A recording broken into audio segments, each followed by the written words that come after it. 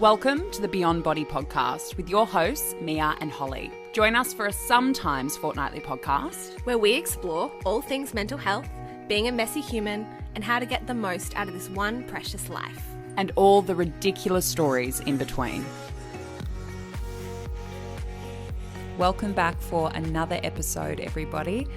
We do not have Holly with us this week, but I am joined by an amazing guest who I am very excited to introduce you all to.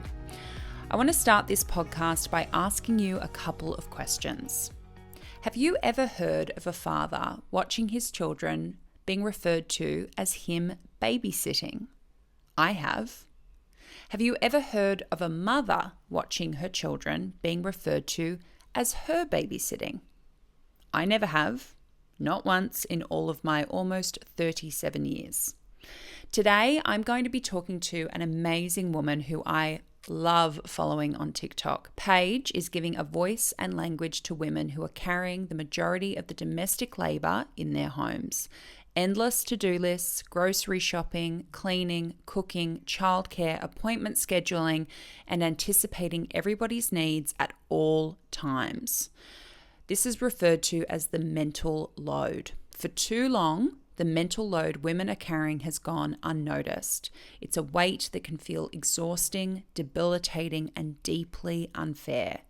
So today we're talking to Paige about what the mental load really is, what it can look like, why it disproportionately affects women, and how we can start to share it more equally. I'm going to kick off our chat with one of Paige's amazing TikToks, and then we're going to dive right in. Enjoy. A few days ago, I made a video about how men should buy their own mothers Mother's Day gifts. And a ton of the women in the comments were saying, well, men just aren't good at buying gifts. I'm happy to do it because he's not good at it. He can't remember special days and he can't really think of what to get anybody. And I hate this excuse because guess what? At one point, they were good at it. At one point, most of these men were buying gifts for their girlfriend. They were buying her flowers for dates. They were surprising her on her birthday. They were taking her on a special trip for Christmas. They were filling her stocking. They were buying her gifts. They were doing these things. Maybe they weren't doing it for their mother, but they were doing it for their wife or their girlfriend at the time. Chances are they were wooing her, right? They were doing all these gifts and special things up until a point. They did it while they were dating. They did it while they were engaged. They did it even while they were newlyweds, but then the kids came along. And then the wife just stepped up and he didn't have to keep doing it. And now suddenly he's just bad at it. Now he doesn't remember. Now he doesn't know how to give gifts. He doesn't know what anybody likes. He forgets that the holidays are even happening because why? Why? What happened to his brain between then and now? Well, somebody else started doing it for him and he realized that's easier. I don't have to do it. And so here's the thing. Stop giving them a pass. They can be good at giving gifts. They can be good at caring about the people in their lives. They can put effort into these things. It's not that hard, right? My own husband is a very thoughtful gift giver. He always remembers my birthday and our anniversaries and Mother's Day and all of these things. And so it's not that hard. You put it on your calendar. You set a reminder. You know what your wife or your mother likes and you buy her those things or you send her the flowers she likes. It's really not that hard. I have been such a fan of your content and how you advocate for women over on TikTok. And I would have, gone a little bit into the background of the amazing stuff that you're doing over there. But we're obviously going to be getting into the mental load as the topic of what we're speaking about today, especially how it impacts women. For somebody who's diving into this topic for the very first time, they have no idea what we're talking about. How would you explain the mental load as it appears in sort of women's relationship dynamics, family dynamics? What does that even mean? Yeah, so there's a couple ways I explain it depending on kind of how people are kind of diving into this conversation. But the way I think about it in my own personal life is the running checklist I have in my brain of everything I need to know, do, remember for myself, my family, my kids, my dog, my house, my husband, right? All the things, right? So it's the list you're always adding to, right? It's when you're showering and you're like, okay, we need shampoo. And if we're getting shampoo, we probably need diapers. And if we need diapers, let me check on the wipes. And the wipes are out. We probably need diaper cream. Okay, great. And if I'm going to the store, I need to get the kid new shoes because she's grown out of her shoes, right? So it's this list that you're just adding to in your brain at all times. And it might even just be remembering something like that your kid hates mustard this week for some reason, right? So you're adding these things to your list in your brain. And the tricky part about the mental load is this list doesn't get shorter. You're constantly checking things off this list, but every time you check something off, it's like 3 more things are added to the list. And so some people talk about it as the open tabs on your computer, right? Yeah. You leave all these open tabs so you don't forget these things, or even your inbox. If you're like an inbox person, it's like all the emails in your inbox that you have to get to, and more keep coming. No matter Yeah. how many you archive, they just keep coming back. And so that is how I think about the mental load as it exists for me, and I think for many women. But I also say the mental load exists outside of relationships. It exists at work. It exists in relationships with friends and family. It's something that just exists for everybody.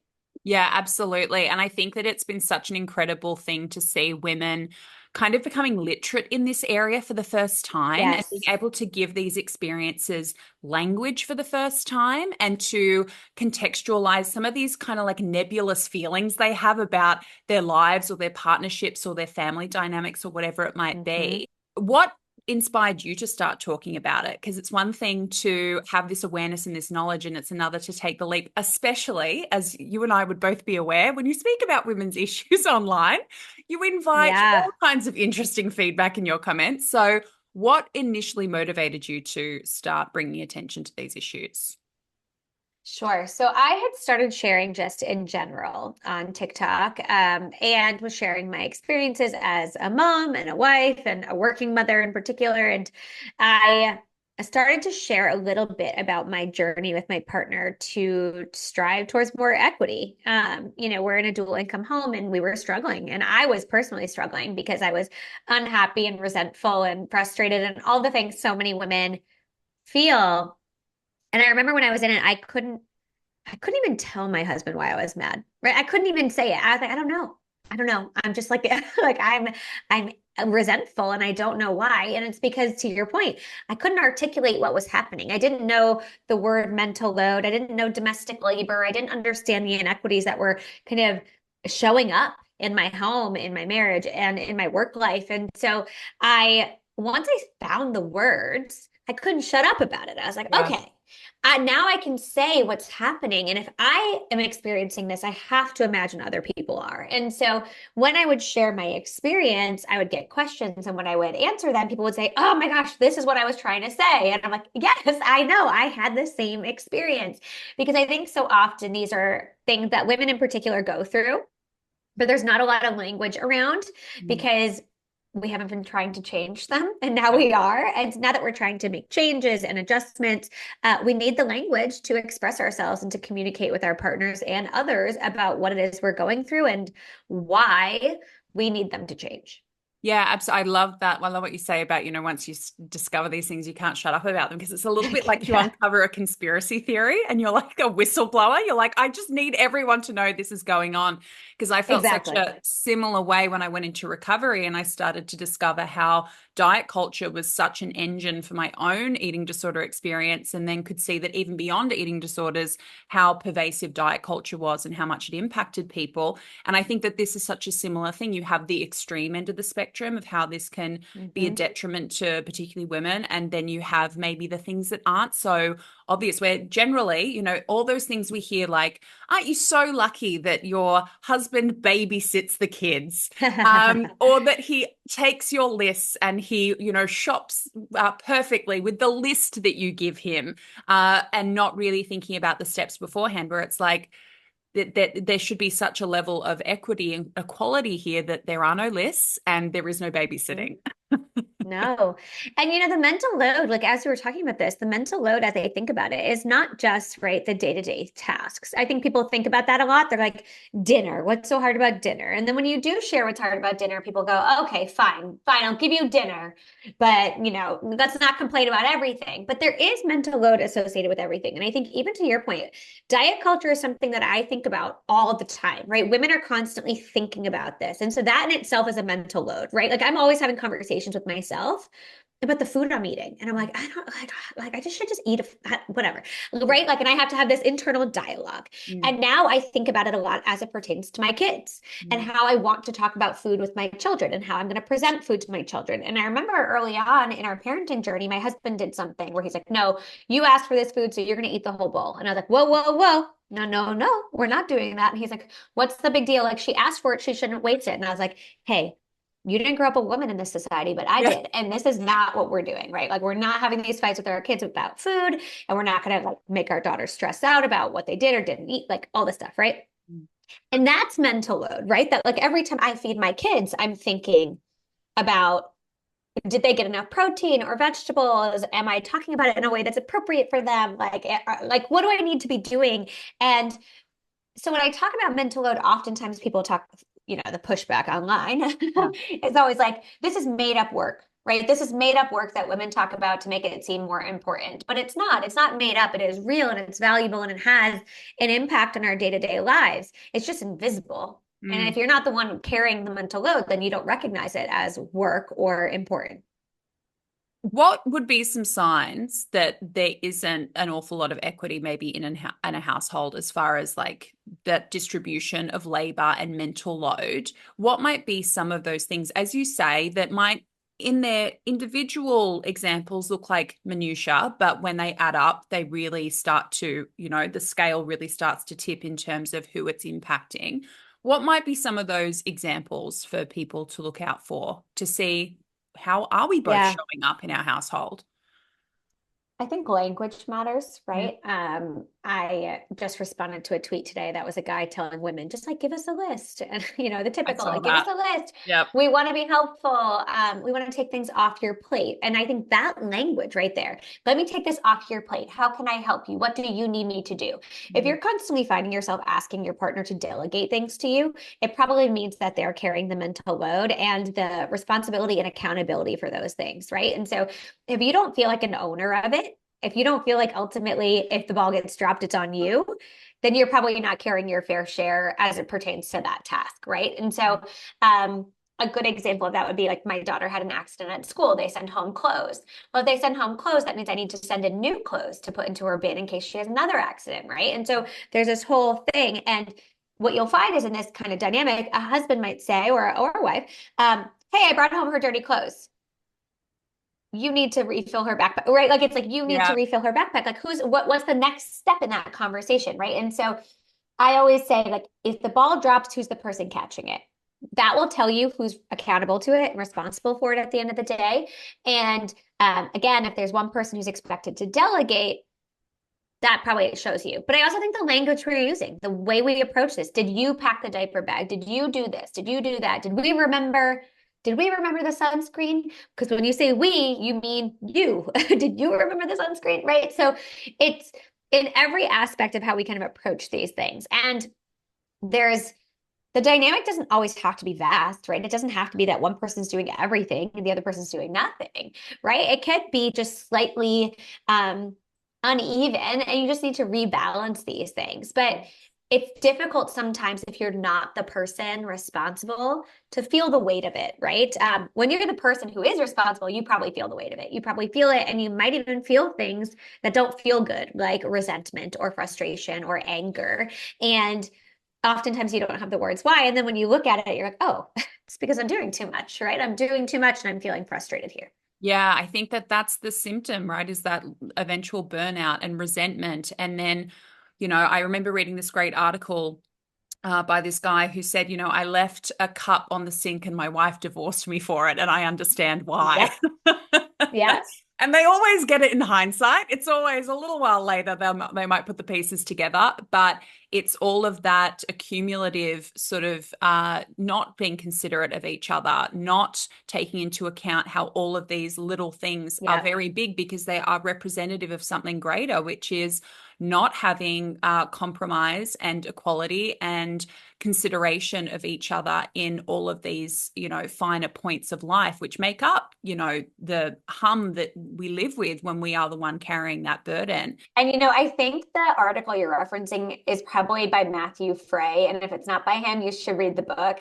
He wrote a book called This Is How Your Marriage Ends. Oh, He talks fantastic.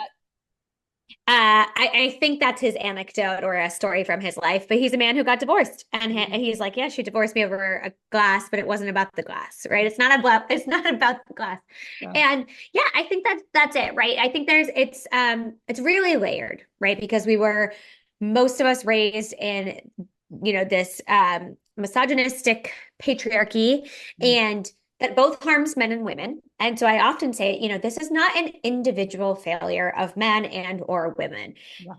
Oftentimes men don't know better. I will give you that. You don't know better. Nobody raised you to be a people pleaser. Nobody raised you to clean up after yourself. They didn't expect you to do these things. And they didn't teach you that your ultimate goal in life was to be a good husband. They taught you that your ultimate goal in life was to be good in the workforce and to provide financial value, right? Like this is what you were taught.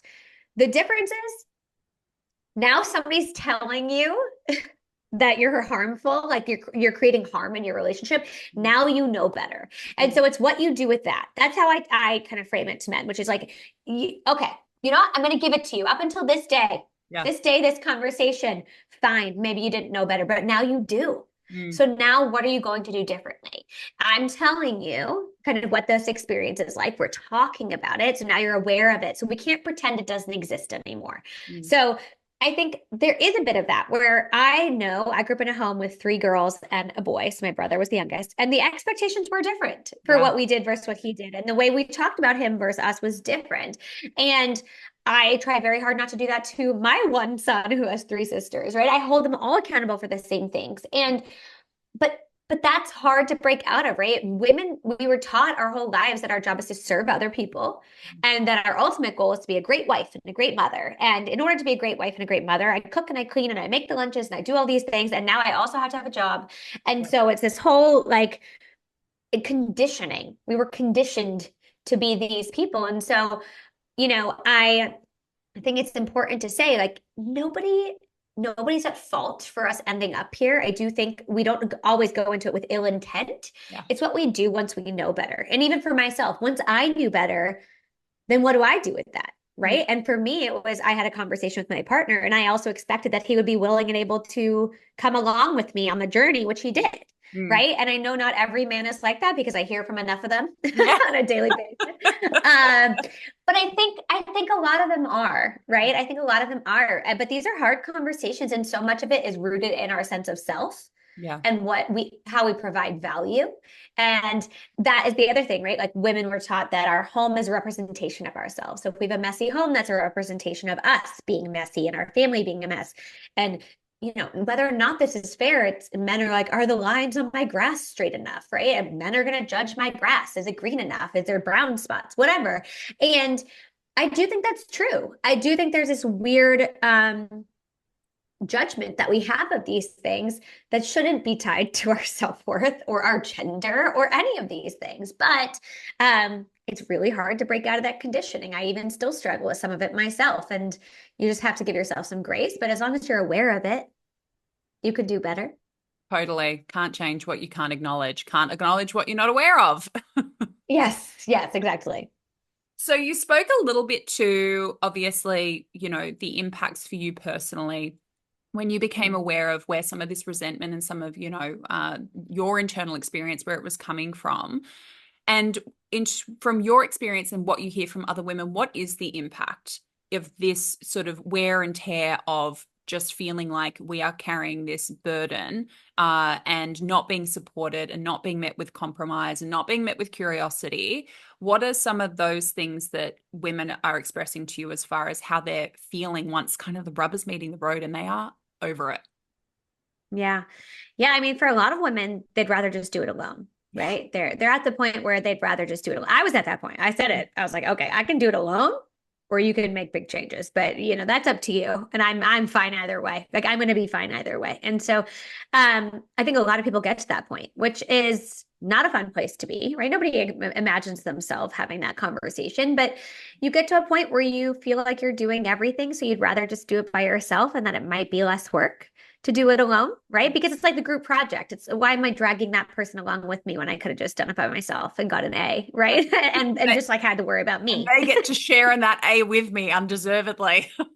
Exactly. And so I think there's that. Like that's the extreme case where you're kind of at your wit's end. And sometimes if you don't have a willing and able, engaged partner, it does just end in divorce. And that's not what any of us want, but it is the reality of this situation. You can find the statistics, but women file for divorce more than men do. And it's oftentimes because of situations like this, where they realize that they'd rather be happy and single than unhappy and married. And nobody's looking for that, right? When we enter into a partnership or parenthood or whatever that might be. I think the alternative side of that is this also has repercussions in many other ways, right? It impacts our mental health, it impacts our physical health, it impacts just our overall well-being. It can very easily lead to burnout.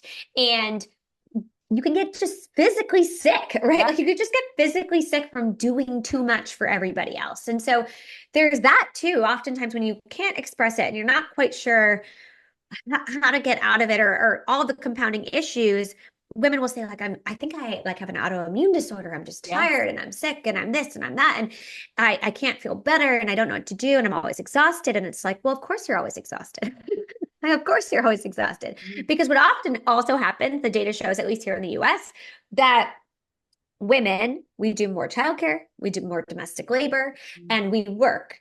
And we work slightly less paid hours than men, slightly less. And we basically make up for it in the other work that we do. And so we're trading off unpaid work for their paid work, and which, is a whole other topic. But when you look at how we spend time outside of work, men have more time for leisure. They have more time for recreation and hobbies and friendships, and women have less time.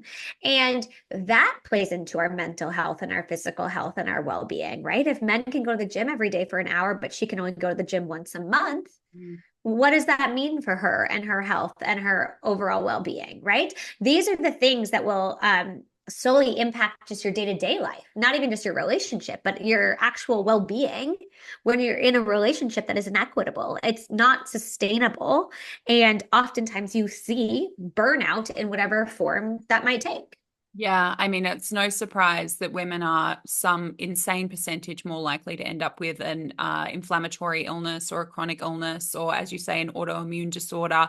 And it's because so often those things are triggered by stress. And, the caretaker role of a woman applies to their children. It's also usually later in life being caretakers to their parents. I mean, it's caretakers all across the board. And then with this low hum of all of these things that are constantly in motion, waking up at 2 o'clock in the morning, staring at the ceiling, running through the list again, you're never not activated. You're always sitting at that top end of your window of tolerance, where only something very minor has to happen for the gasket to blow on that window and for you to be living in that state of stress and hypervigilance all the time. It's going to have an outcome. So it frustrates me when I see people reducing it down to, as you said, like overblowing these issues, or it's just nagging, or it's just whatever it might be. Like, there are people who are suffering mentally and physically because of these unaddressed issues. It's got a real, and then it has an impact on the economy. I mean, it's just domino after domino after domino. Yeah, it really is. I mean, and it's one of those things where, it's hard to recognize in yourself, right? It's hard to recognize these things because oftentimes it's like a slow burn. You get into a partnership and everything's fun and great and amazing, and maybe you do his laundry because you think it's cute, whatever. And then a year in, you're like, well, how come I always do the laundry now? And how come I also have to do all the grocery shopping and all the cooking? And why am I booking the vet appointment, right? And it's this slow burn, or I sometimes say the snowball effect, where it's like every year you pick up more responsibility and more responsibility. And then if you have children, if you do add children to the mix, that exacerbates it tenfold, right? And I think oftentimes you can't, because of the way our society functions too. And I know it's a little bit better in Australia than it is in the US, but we don't get paid leave with our kids, and we don't have affordable childcare. And so oftentimes women take on a lot up front when they become parents, right? Whether they're breastfeeding or whatever it might be, or they're the only one who took leave. So they take on a lot up front. And then when they go back to work, somehow they don't hand any of it over to their partner. It still stays all of their job. And so it's this thing where one day you wake up and you go, whoa, how did we get here? Like, what happened? Because we had all these hopes and dreams of being like, I'm an independent woman, we're going to have an equal partnership. And then you blink and your whole life has changed, and you feel like you had no say in it, right? And so then it can feel very hard to walk it back because it was so unconscious. Like, how you got there was so unconscious that you don't really know how to unravel it, right? And that's why it gets so, I think that's why this is such a tricky conversation too, because it builds up over time. It's not as if one day somebody just dropped all this work in your lap and you could have been like, whoa, whoa, this is too much work. You kind Mm. of just took it on slowly over time. Yeah. And so it's slowly you can pass it back off. Absolutely. And I think it's also so normalized by the environment that we're in, right? Where you see it in other relationship dynamics. And so that kind of normalizes it for you. Or maybe you have a whinge to your mum about it and she's like, oh, darling, like let him go to golf. And Yeah, it's that narrative too of just, like my mom has said, and I don't think, again, no ill intent, but she's like, oh yeah, honey, I remember it was so hard. It was so yeah, hard. I remember. I went through that. It was really difficult. And I'm like, okay, and we haven't figured this out yet. yeah. And you also That didn't was tell me. Yeah, nobody told me. And also, that was 34 years ago. How did we not make any improvements from then? Right? Actually, how come Yeah. it feels like it's gotten worse? Yeah. I don't understand. And so, there's this weird, to your point, like this narrative that we have in our society where even the women who came before us are like, yeah, it's just kind of is how it is, you know? And it's like, no, actually, no, I don't think that's is how it is anymore. We don't want to do that. So, yeah, we're gonna have to change it. Yeah, because I think that's why men often, as you say, like there's a very vocal minority. I hope often that it is the minority Mm, when you see what goes into your inbox sometimes, who obviously yeah. push very fervently against this stuff. But I agree with you. I think there is probably a silent majority who are either open or curious or are, are having a listen and maybe a bit of a reflect eventually, hopefully. Yeah. But I think that they are really struggling with sort of that box that they were put in and the box that we're supposed to be in. And I think women have much more rapidly got to a place of understanding like those roles in this world they don't fit at all in terms of, how that reflects in the economy, house ownership, women are out buying men in terms of property. It just isn't that Right. world anymore. So it's, we've either got to figure out how we really modernize our thinking or that gender divide is just going to get greater and greater. Yeah. And I think, women are doing a lot of work on themselves, right? We often talk about women who are in therapy.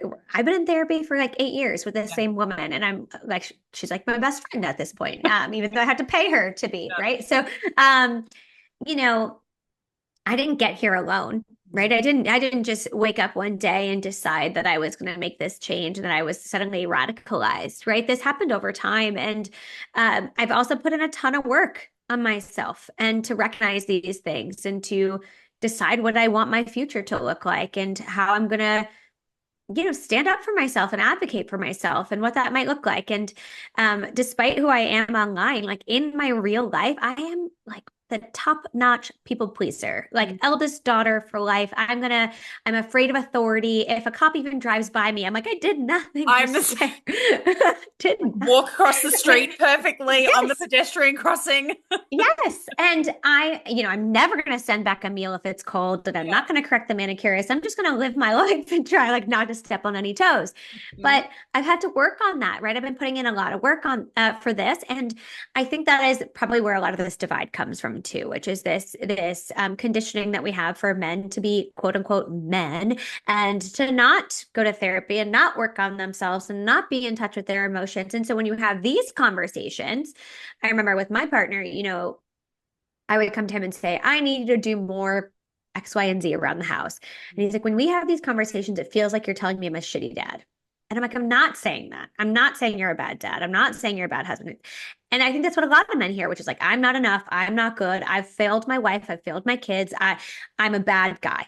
Yeah. And I'm like, I'm literally saying, I need you to empty the dishwasher. And that is all I mean here, Not right? that I'm deep. not, there's no underlying message. This has nothing to do with your character. I just need more here, right? I need a partner. I need support. This is what our home and children need to function. But that mental health aspect of it, that kind of perceived idea of who you are or how other people view you plays into this a lot. And it also plays on the other side where it's, I've caught myself in moments where I've decided to go to yoga, which means my husband's doing bedtime alone. And I have so much guilt, like to the point where when I'm in like Shavasana, I'm like, are the kids okay? And I'm Yeah. like, why am I thinking about of course they're fine. They're just like screaming and yelling in their beds, probably. I don't know what they're doing, but I don't need to think about it. And so there's both sides because I've tied so much of my value to them, Mm. right? If I'm not being their mom, or his wife or like taking care of my home, how am I providing value? Is me being here at yoga the best use of my time? And should I feel bad about it? And I know I shouldn't. Like I have this internal dialogue. I talk to myself. I'm like, no, no, stop thinking about this. Enjoy yourself. Take a deep breath. Like, sweat it out, do the whole thing. But I think on both sides, so much of this is tied to our self-worth and how we view ourselves and view our partnerships, and we think about our parents, right? It's like a whole thing. It's so layered. These conversations are really difficult to have. And so it's not just the mental load, right? The mental load is tied to so many different things, which is why it's so hard to talk about. Yeah, completely. I think when we're getting to these things that start to get very, it's like with the work that I do in eating disorders with people, where we start off talking about food when we're unpacking something they're afraid of. And by the time we get to the end of that conversation, it's all about safety and belonging and fear of rejection and fear of being alone. There's so much of that caveman brain still in there that says, I have to belong to survive. Because back when we were, living only till 30 and we were migrating across the country, we had to do it in a group. We had to have our little family unit because otherwise we didn't survive. We didn't make it. So I think it's so true. I think that the triggering aspect is so much more than just kind of our social frameworks that we put around sort of our understanding of the world currently. It all ties back to all of that, that sort of threatened kind of feeling that goes a lot deeper than even sort of like that gender divide. So from your own experience, what you hear from women when there is an ability to, as you say, walk this stuff back, because it is how you put that is so interesting. Like you blink and suddenly you've signed up for all these things and a kind of partnership that maybe you never envisioned for yourself. What are some of those strategies or steps towards maybe walking that part back with a partner who we might categorize as a bit more willing? Yes. So I think first and foremost is know your partner. Know if they're able to have these conversations, if you feel safe having these conversations. I know some people are not in that position, right? Yeah. So that is a privilege that I wish everybody had. But know your partner and know whether or not this is a conversation that is going to bear fruit or be productive. Then I think the first step is making the invisible work visible, right? So much of this is invisible.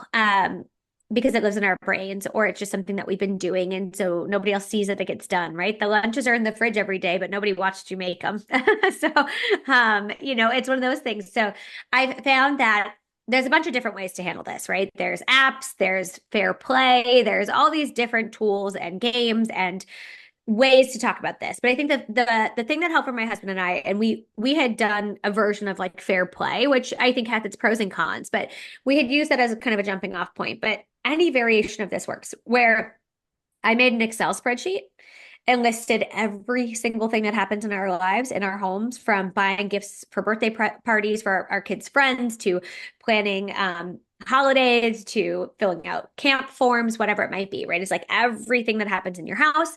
And then we put our names next to it. And the reason I did Excel is because I wanted to calculate the numbers. I was like, I want to see how much you got and how much I got. And then I also wanted to be able to go back and edit and change and adjust it. But in doing that, we sat down and we had a conversation, and I let him add stuff too, obviously, right? It's like, oh, okay, well, he is mowing the lawn and he takes care of the pool and he does X, Y, and Z for, I don't know, the air filters, whatever, I don't know. We're adding these things to the list. And here's the thing. Not every person has to do everything, right? It is okay for things to happen in my home that I'm not in charge of, that I know nothing about, because they're not my responsibility. They're his. And the same thing goes for me, right? I do plenty that he has no insight into, and that's okay. What's not okay is when it's vastly inequitable. And so when we did it, right, like when we had this conversation and wrote everything down on an Excel spreadsheet, I think there was like, I don't know, 65 listed under my name and like 15 under his. And I was like, hey, how are we feeling? The maths doesn't lie. Right. How are we feeling? Like, let's look at this, right? And a lot of mine feels small, right? It's buy the birthday presents, plan the birthday party, right? All these things, but they add up, right? And so you look at it and you go, whoa, well, how do we fix this? Let's have a conversation. And so then what we did, and the way I suggest doing it is, one, go through it and decide, are there absolutely things you hate to do? Mm. Is there something you absolutely hate to do? Do you hate making kids lunches? Do you hate the laundry? I don't know. What don't you like to do? And hopefully it's something your partner doesn't mind, right? And then like let's flip those around. Let's kind of delegate those as is appropriate, and vice versa for your partner. But then also play to your strengths. What are you good at? I'm really good at Excel spreadsheets and things like that. So I do the budget. Right. Yeah. I do the budget. I do school forms. I am like super type A. He's neurodivergent. Like I manage all inbound emails from school and activities and all those things. I can do it in my sleep. It's fine. I can handle all that. And so I do that. Right. And because that's my strength. And so I said, hey, I'm fine to own these things. These things are in my wheelhouse. Let me handle that. Mm. So there's that. And then there's everything that's left, right? And so then you have to go through it and decide, how are we going to do this? And it doesn't mean you own that thing forever, Yeah. right? In our house, we go back and forth, right? But now it's an open dialogue, right? Because we both know how everything functions. So we are both equipped to do pretty much everything other than like specialized stuff, right? But we're really equipped. So I can say to him, hey, you need to pack the lunches for tomorrow, and he knows what to do. Or he can say to me, like, hey, can you grab so-and-so's laundry? It needs to be thrown in. Like we can do these things because we've been working together towards equity here. And so we are both well versed in our home. We are well versed in our kids and in their needs. And so we're able to support one another. So when he works, sometimes he works 18-hour days at work, I can pick up the slack for him when he's not here. And then when I travel for work, he picks up the slack for me. And so really it was about, for us, having that conversation, looking at it and saying, okay, what are we doing? And who's responsible for what? And a lot of some of this again is invisible, where it's like, who's thinking about the kids' mental health? Who's thinking about their educational advancements? Are they meeting milestones? And if not, are we getting a tutor? Right? These are also things that are not tasks, right? But they are responsibilities. Somebody has to be thinking about them. And so, how do we think about that? And how do we kind of navigate that together in a way that feels fair? And so my goal is never, a lot of men in my comments are like 50-50, that's not real. If we're going to go 50-50, then you have to pay 50-50 if the bill is the whole thing, right? But I think the way I think about it is it's never 50-50 because it can't be. It'll never be, right? Like you can hear I'm sniffly, like I'm sick. Like I don't want to do all the things. And so like he's picking up the slack, and then he worked all night last night, so I picked up the slack. And so we're there and we're working together, but the goal is that it's fair and it's equitable, and that we're in it together, and that it's not seen as one person's responsibility, which is often the case. Yeah, I think that open dialogue piece is so key as far as like it puts it on the table. And I think it initially even puts it on the table as far as, is this a conversation we can even have, which can be a little bit like a lightning rod for people. And I think women listening to this or consuming this content, if you first ask yourself, is that even a conversation I feel I could have with my partner? The answer to that is, the first thing that is the most important part you can get. Yes. Yeah. And that's the hard part, right? And I also think, if it's not a conversation you can have, again, that's not a personal failure on your part. I think that's important too. You didn't pick the wrong man. You didn't do anything wrong. That narrative exists as well, which is that you should have set these expectations up front. You should have known who you were marrying. You should have set the stage for what you wanted. And first off, we don't know what we don't know, right? Some of us get married in our 20s. How am I supposed to know what life in my 30s will be like, or life with children will be like? I couldn't have ever anticipated or set expectations accordingly because I didn't have expectations. I didn't know what that was going to be like. And so there's often this narrative, well, you should have picked a better husband, a better dad, a better partner. And it's not about picking, right? It's about how we show up. It's about once we know, what do we do from there? And so if your partner is not willing and able, that's not because you failed in any way, right? Unfortunately, so much of this is so deeply ingrained in us, in our society. And I think we don't pay attention to that enough. We too often blame just the individual people in the relationship as opposed to the societal expectations and gender norms that exist that make this very, very difficult to navigate. Yeah, absolutely. That's sort of like micro insight versus the macro. And when we start to see all the trends, it all makes sense. Like, as you said, women are Mhm. far more likely to file for divorce. And so in the manosphere world, it's a really helpful statistic because they say, well, see, look, that's the reason for the breakdown of marriages and the family. And so Women. yeah, exactly. Like that's it. That's the simple answer. There's just something wrong with women and they're divorcing their husbands and that's the end of the story. Evil, untrustworthy women. But Yes. I think the power of what you're doing is showing people the build, the cracks, Mhm. it's, not somebody taking a jackhammer to the foundation of your house, but if you get a drop of water on one spot of concrete for long enough, it's going to render that foundation just as unsafe as if a jackhammer was Mm. going through it. And that's the wear and tear over years and decades, which, the divorce is just the final domino of how a Mm. family gets there. Yeah. Yeah. And I think oftentimes these conversations are about trust, right? So when I say to my partner, I really need you to step up. I need you to fully own, and this is going to sound silly, but I need you to own the dishwasher. Like, I just need you to empty it every day. So I know I have the stuff I need for the kids. Maybe we're having that conversation. My partner says, yes, I'll Yeah. do that, babe. Of course I will. Of course, no problem. And then he does it for a day. Then he forgets. And then I remind him nicely, but then he does it for a couple more days. And then he forgets. Right. And then I remind him again. And now I'm a nag. And Mm. now he's mad at me because I'm annoying and I'm always nagging him. And I'm sitting there going, okay. Right. But you told me you were going to do this. Like you kind of committed to this. And now I'm losing faith in you. And Yeah. that sounds crazy, right? People are always like, oh my gosh, like you're going to divorce your husband over the dishwasher. And it's not about that. But if I can't trust you with the dishwasher, can I trust you with everything else? Can I Mm. trust that you actually care about my well-being and my mental health and my emotional well-being? Do you actually care? Because if you did, why would you break my trust over something like this? Right. And so Yeah. it's these little moments where we lose trust in our partner. And I'm not saying that when your partner doesn't do the dishwasher that you are going to divorce them, but it to your point, it's that one crack, right? And then they do that over all these different things over time. And now your faith in them is just eroded. It's Yeah. just gone. You don't trust that they actually have your best interest in mind.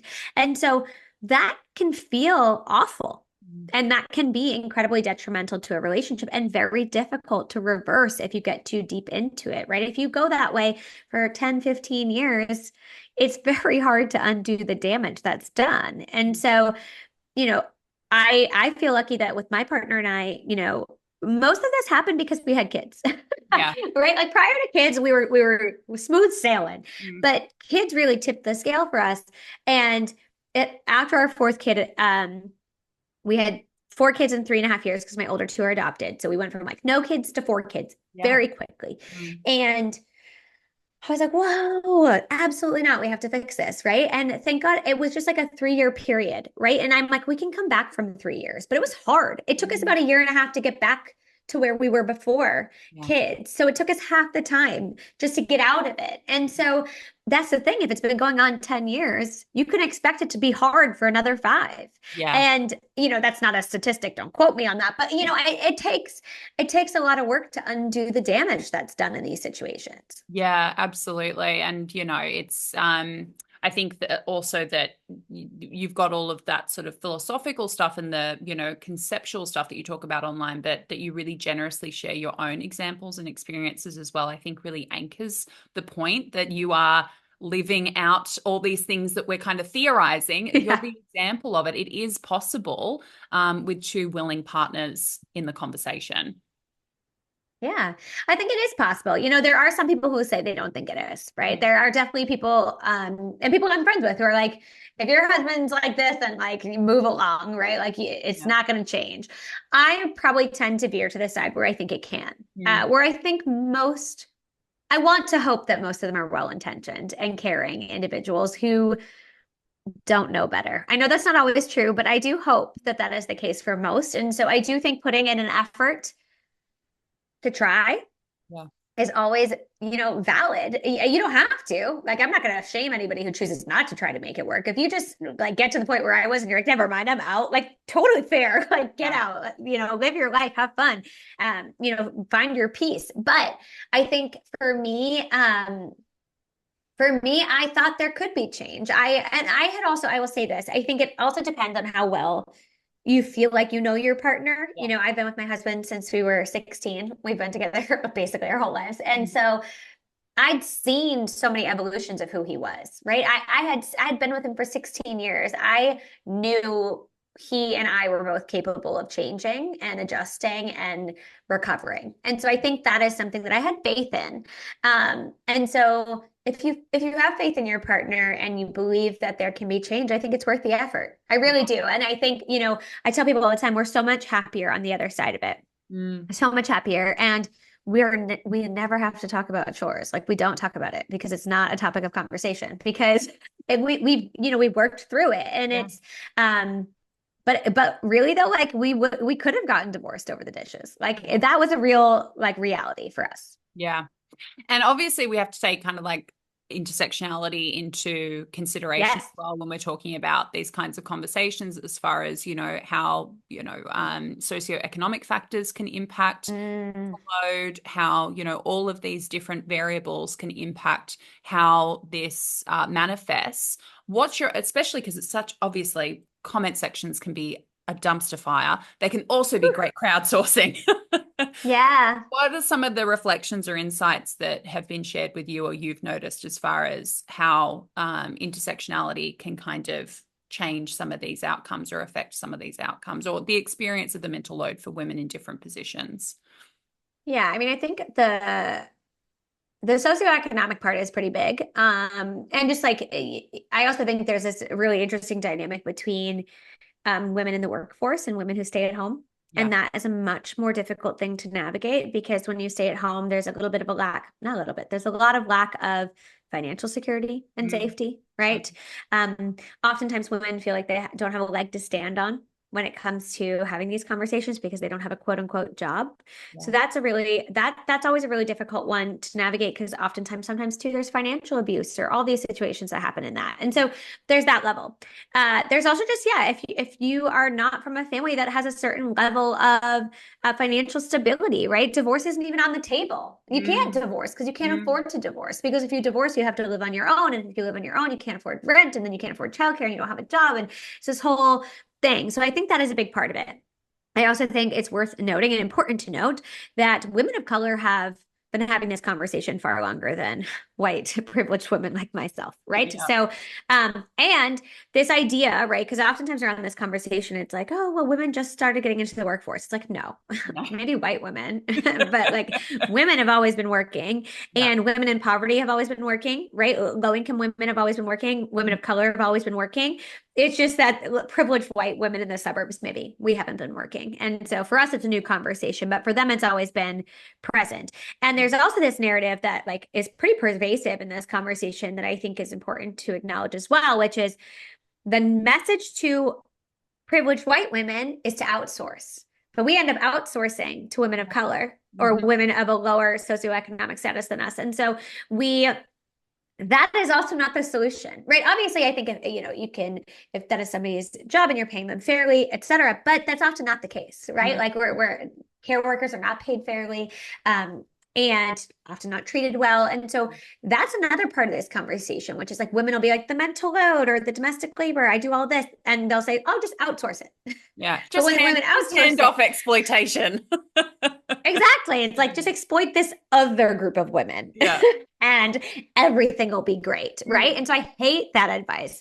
I think outsourcing can be great in certain scenarios, but the idea that that's the solution to Mhm. this problem is really frustrating because again, yeah, it just exploits a different subset of women. And Yeah. so this conversation is just again so complex and layered, but also it's just um yeah, I think it's important to amplify the voices who've been in this conversation far longer than I have, right? Like I've learned from them. It's not, I didn't make this up. I'm just a person who's shared my own personal experience, which is why I think it's resonated, where I've been able to say, hey, this is what I'm going through. It's not because I came to it first, because I definitely didn't, right? I learned from other people. And I think that's an important part of this as well.